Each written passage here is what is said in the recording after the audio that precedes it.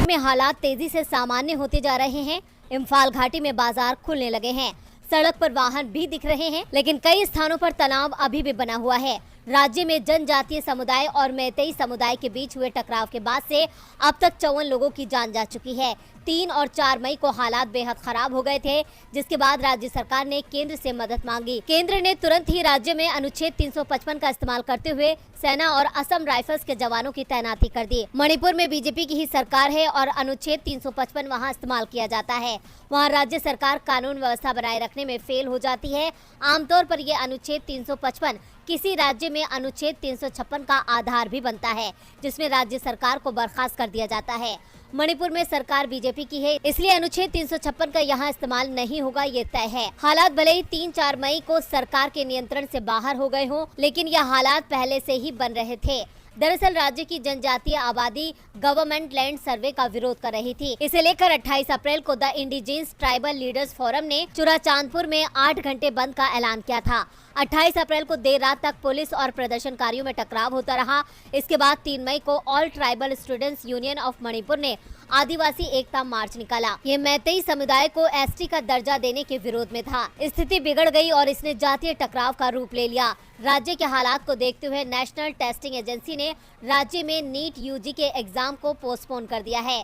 23,000 से ज्यादा लोगों को सुरक्षित निकाला गया है, जो सेना के राहत शिविर में रह रहे हैं। राज्य के 1100 लोग असम में शरण लिए हुए हैं। मणिपुर को लेकर छत्तीसगढ़ के सीएम भूपेश बघेल और कांग्रेस नेता शशि थरूर ने मणिपुर सरकार को बर्खास्त करने की मांग की है।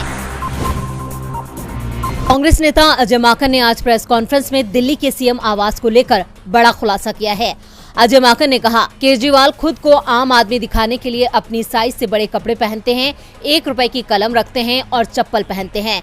केजरीवाल का महल 45 करोड़ नहीं बल्कि 171 करोड़ का बना है। असल सादगी की मिसाल तो पूर्व सीएम शीला दीक्षित थी। अजय माकन यही नहीं रुके, उन्होंने आगे कहा कि केजरीवाल के मकान को फैलाने के लिए अधिकारियों के मकान गिराए गए और उन अधिकारियों के लिए CWG खेलगांव में 21 फ्लैट खरीदे गए, जिनकी कीमत 6 करोड़ रुपए प्रति फ्लैट है।